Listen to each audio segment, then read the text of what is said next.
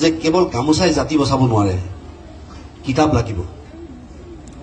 এতিয়া জুবিনক ভাল পায় যিখিনি মানুহে, সেইখিনি অন্তত কিতাপকেইখনটো হাতত তুলি লওক, অলপ পঢ়কচোন। মোবাইলটোত ৰিলছ চাই থাকোঁতে বহুত সময় গুচি যায় অবাবত। এবাৰ হাত দিয়াৰ লগে লগে এঘণ্টা কেতিয়া পাৰ হৈ গ'ল আমি গমেই নাপাওঁ। আৰু সেইটো মোৰ ক্ষেত্ৰত হয়। মই ইমান সংযত এজন মানুহ, মই ইমান জানো মোৰ সময় কিমান কম, মোৰ ক্ষেত্ৰত হয়।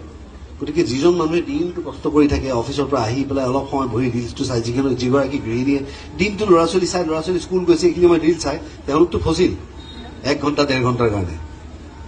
হাত এনেকে থাকোঁতেই যায় খালি। গতিকে এতিয়া সেই কামটো অলপমান কমাই দি অধ্যয়নৰ ফালে আহক, কিতাপ পঢ়ক।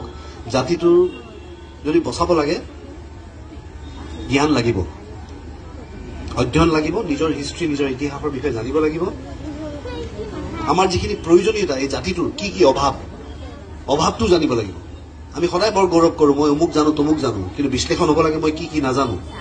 তাৰ পৰা যদি বিশ্লেষণ আৰম্ভ হয় আৰু তাৰপিছত যদি আমি কি জানো, তেতিয়া আমি বেছি ভালকৈ বুজি পাম নিজৰ কথা, আটাইৰে কথা। প্লাছ আৰু এটা ডাঙৰ কথা, আপোনালোকে জানেনে জুবিনে মোবাইলটো ৰাখে হাতত, কিন্তু মোবাইলটো লৈ কেতিয়াও সময় নকটায় বেছি। মই ফোন কৰিলে তাক, ইনফেক্ট মই যদি তাক 9টা বজাত ফোন কৰিলোঁ ৰাতি, সি মোৰ ৰাতি 2টা বজাত কল বেক কৰে। সেইটো ৰাতি নুশুৱে। এই 2টা বজাত ফোন উঠাবলৈ মই নাথাকোঁ হাৰে, মই শুই যাওঁ। ফোন দেখিও কেতিয়াবা আপোনাৰ ৰাতি মন নাযায় আৰু মই এখন বন্ধ কৰি থৈ দিওঁ ফোনটো। সি অকল ফোন কৰিবলৈ ব্যৱহাৰ কৰে ফোনটো, না ফোনত সি ৰিলছ চাই থাকে, না কিবা কৰে, গুগল পে' এটা কৰিব নাজানে, পেটিএম এটা পেমেণ্ট কৰিব নাজানে, অৰ্ডাৰ কেনেকৈ দিয়ে, নেটত শ্বপিং কেনেকৈ কৰে সেইবিলাকো নাজানে, কিন্তু সি কিতাপ পঢ়ে। চ' আজি আমি এইবিলাক বস্তু উদযাপন কৰিব লাগে তাৰ জীৱনটোক লৈ। আৰু যিধৰণে আমি জুবিন গাৰ্গৰ ক্ষেত্ৰত মৃত্যুৰ পাছত উপলব্ধি কৰিছোঁ, কাৰণ ইয়াং ল'ৰা এটা ন, আমি আমাক এতিয়াও ইয়াং বুলি কওঁ। মই এটা ক্লাছ পঢ়োঁতে মোৰ ল'ৰা, আমি দুইটা বুঢ়া হৈছোঁ ন, গম পাইছে নাই? সি কৈছে তুমি হৈছা বুঢ়া, মই বুঢ়া হোৱা নাই বুলি কৈছে। তুমি বুঢ়া হৈছা বে বুলি কয়, তুমি বুঢ়া হৈছা বে, মই বুঢ়া হোৱা নাই কয়। তো ইমান ইয়াং মানুহ এজন আমাৰ মাজৰ পৰা নাইকিয়া যেতিয়া হৈ গ'ল, আজি আমি কষ্ট পাইছোঁ। জয় জুবিন দা। আজি আমি কষ্ট পাইছোঁ, কিন্তু এতিয়া এই কষ্টটোক আমি অলপমান, দুখটো আমি এইবাৰ প্ৰথম হৈছে এনেকুৱা য'ত অসমত ইমান এটা মাছ ডিপ্ৰেশ্যন। সেইদিনাখনৰ পৰা আজিলৈকে শুই উঠি যেন এটাই কাম, খালি ফেচবুকটো চাওঁ, চিধাই কিনো হৈছে। সেইদিনাখনৰ পৰা আজিলৈকে শুই উঠিয়ে জুবিনলৈ মনত পৰে, ৰাতি তাৰ কথা মনত পৰি শুওঁ। ইমান জীয়াই থাকোঁতে মই কিন্তু তাৰ ইমান কথা ভাবি থকা নাছিলোঁ। তাৰ কথা সি জীয়াই থাকোঁতে মই তাৰ কথা ইমান সময় ভাবি নাথাকোঁ।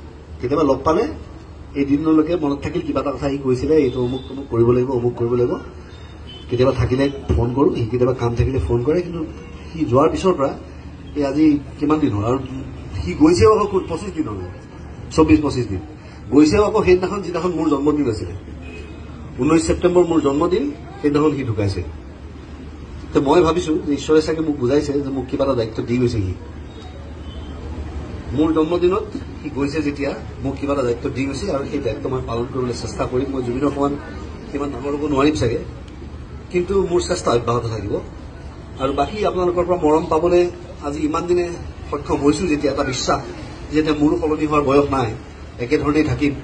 গতিকে আপোনালোকৰ মাজত থাকিম, আপোনালোকৰ লগত থাকিম।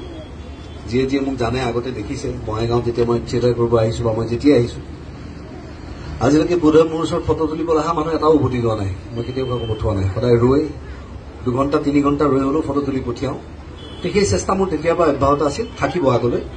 শিল্পীক এইধৰণে মৰম দি যাব, আৰু শিল্পীসকলৰ ওচৰতো আজি এইখন মঞ্চৰ পৰাই মই অনুৰোধ জনাইছোঁ যে এই যে গভীৰ দায়িত্ব, যিটো দায়িত্ব বোধ আমাক জুবিনে কৰাই থৈ গ'ল, এই দায়িত্বৰ বোধ লওক, বুজক, শিল্পীৰ দায়িত্ব বুজক, আৰু অন্তত ৰাইজৰ কণ্ঠ হৈ মাত মাতক। বেয়া কাম কৰাজন যিমান দোষী, মনে মনে থকাজনো কিন্তু সমানেই দোষী মোৰ দৃষ্টিত। গতিকে কি হ'ব কি নহ'ব সেয়া ঈশ্বৰে অলৰেডি নিৰ্ধাৰণ কৰিয়ে থৈছে, তাক কোনো আঁতৰাব নোৱাৰে, কোনো তাক সলাব নোৱাৰে। গতিকে আমি আমাৰ কৰণীয়খিনি কৰি যাব লাগে, আমি আমাৰ কামখিনি কৰি যাব লাগে। আৰু আজি এইখন মঞ্চৰ পৰাই আপোনালোকৰ ওচৰত নতশিৰে মোৰ সেৱা যাচিছোঁ, মোৰ প্ৰণাম যাচিছোঁ। আপোনালোকে অত বছৰে দি অহা আমাক মৰম আশীৰ্বাদৰ বাবে। আৰু আমি আটাই প্ৰাৰ্থনা কৰিছোঁ জুবিন গাৰ্গ য'তেই থাকক, শান্তিত থাকক। জুবিনৰ পৰিবাৰ গৰিমালৈ সমবেদনা, তাই কি হেৰুৱাইছে সেইটো তাইহে জানে। আমি কেৱল তেওঁলোকৰ কাৰণে প্ৰাৰ্থনা কৰিব পাৰোঁ, আৰু য'ত যিমান পাৰোঁ হেঁপাহি থকা মানুহখিনিক সহায় কৰি এখন সুন্দৰ অসম গঢ়াত আমি আগবাঢ়ি যাব লাগে, সেইটোৱে আমাৰ কাম। আজিৰ তাৰিখত যদি আপোনালোকে ইজনে সিজনক চিনি নাপায়, মোক চিনি পায়, কিন্তু একো লাভ নাই। আপোনালোকে ইজনে সিজনক চিনি পাব লাগিব। ওচৰ চুবুৰীয়া যিখিনি মানুহ কালি বিপদত আপোনাৰ ওচৰত থিয় হ'ব, সেই মানুহজনৰ লগত নামে সৈতে মানুহজনক জানক, বুজক, সেই মানুহজনক মৰম কৰিবলৈ শিকক, সেই মানুহজনৰ হৈ কাম কৰক, তেওঁৰ বিপদৰ সময়ত থিয় হওক, তেওঁৰ জীৱনত হেঙাৰ নহ'ব, বাধা নহ'ব। তাৰপিছত আপোনালোকে মোক ভাল পাওক, সেইটো ভাল লাগিব। কিন্তু মই থাকো গুৱাহাটীত, আপোনালোকৰ বিপদ হলে মই আহি পাওঁতে বহুত দেৰি লাগিব, কমচে কম 3 ঘণ্টা লাগিব। তাতকে আপোনাৰ ওচৰ চুবুৰীয়া থাকিব ওচৰ, সেই তেনেকুৱা এখন অসম বনাওক, তেনেকুৱা এখন অসম গঢ়ক। জুবিনে সদায় কৈছিল, না হিন্দু, না মুছলিম, না বঙালী, না অসমীয়া, আমি এইবিলাক জাতি ভেদ, আমি মানুহ। মানুহ হিচাপে যেতিয়া ভাল পায়, তেতিয়া মানুহে মানুহ হিচাপে তাক ভাল পাইছে। জুবিনৰলৈ ওলাই অহা মানুহখিনি কেৱল হিন্দু নহয়, কেৱল মুছলিম নহয়, কেৱল বঙালী নহয়, কেৱল অসমীয়া নহয়।